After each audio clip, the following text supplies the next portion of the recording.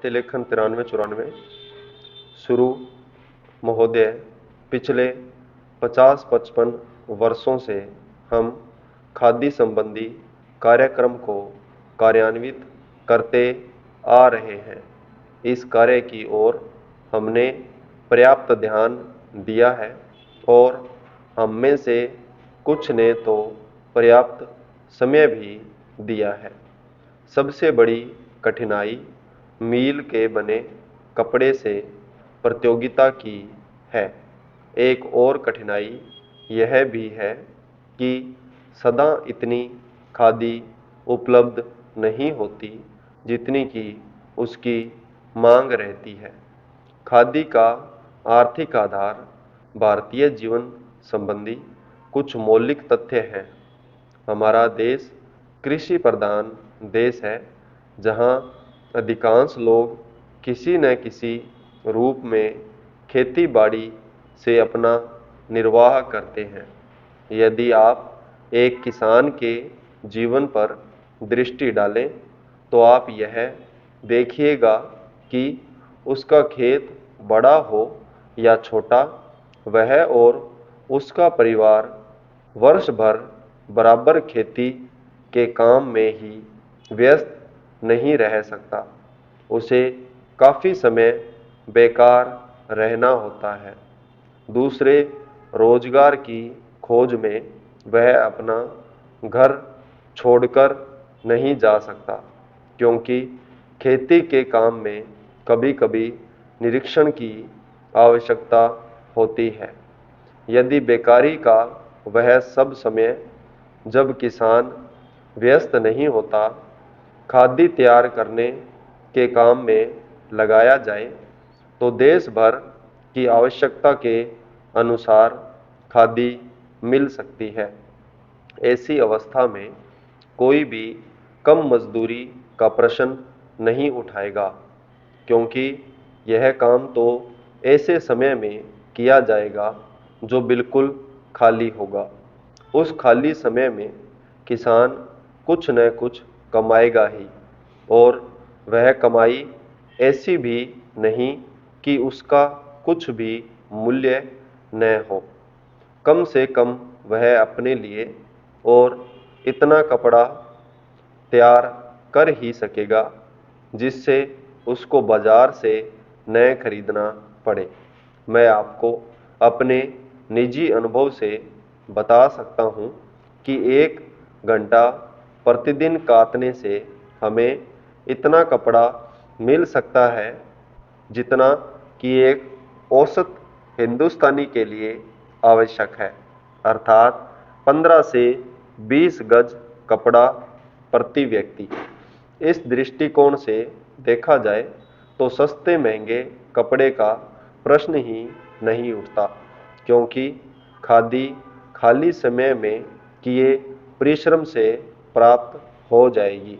खादी के संबंध में एक आधारभूत तथ्य है। हम जानते हैं कि आदमी सदा काम नहीं करना चाहता। कभी कभी उसे खाली बैठे रहना ही अच्छा लगता है। परंतु इन सब कठिनाइयों के अतिरिक्त मैं सोचता हूँ कि खादी का प्रचार और विस्तार असंभव नहीं है। अतीत में गांधी जी ने खादी आंदोलन आरंभ किया। महोदय, उस समय हमारे देश के प्रशासन से कोई संबंध नहीं था। तब अंग्रेजी राज्य था। आज मैं इस शुभ काम में सम्मिलित हो सका, इसको मैं अपने लिए सौभाग्य मानता हूँ। जैसा अभी कहा गया, आप जिन आयुर्विज्ञान कॉलेज और कैंसर संस्थान की स्थापना करने जा रहे हैं, ये दोनों संस्थाएं अपने ढंग की बहुत बड़ी और ऊंचे दर्जे की संस्थाएं होने वाली है। मैंने सुना है कि उनमें विभिन्न विभाग होंगे जिनमें विद्यार्थियों को ऊंचे प्रकार की शिक्षा मिलेगी और जहां अच्छे से अच्छे चिकित्सक रखे जाएंगे। जो शिक्षा देने के साथ साथ गरीब से गरीब का और बुरे से बुरे रोग की चिकित्सा भी किया करेंगे। सभी आयुर्विज्ञान कॉलेजों में यही स्थिति होती है कि जो वहाँ पढ़ाते हैं वे रोगियों को भी देखते हैं और वहाँ के विद्यार्थी भी पढ़ने के साथ साथ रोगियों को देखते हैं। इस प्रकार उनको साथ ही साथ व्यवहारिक ज्ञान भी मिलता जाता है। जिस संस्था में जितने अच्छे शिक्षक होंगे उस संस्था से विद्यार्थी भी उतने ही अच्छे निकल सकते हैं। जहाँ जितनी अधिक सुविधा होगी उन संस्थाओं से लोग अधिक से अधिक लाभ भी उठा सकते हैं। आजकल यह एक आश्चर्य की बात है, पर बात सही है कि संसार विज्ञान में बहुत प्रगति कर रहा है, विशेषकर औषध तथा चिकित्सा के संबंध में। पिछले जो 2 युद्ध हुए उनमें जहां एक और अधिक से अधिक घातक यंत्र तैयार हुए, वहां दूसरी ओर औषधियों के निर्माण में इतनी उन्नति हुई कि जो बहुत से रोग पहले असाध्य समझे जाते थे वे अब नियंत्रण में आ गए हैं। इससे फल यह निकलता है कि विज्ञान की प्रगति में कोई दोष नहीं। इस प्रगति से जो जैसा लाभ उठाना चाहते हैं उठा सकते हैं। यह मनुष्य पर निर्भर है कि वह उस विद्या से लाभ उठाए या उसे हानिकारक बनाए।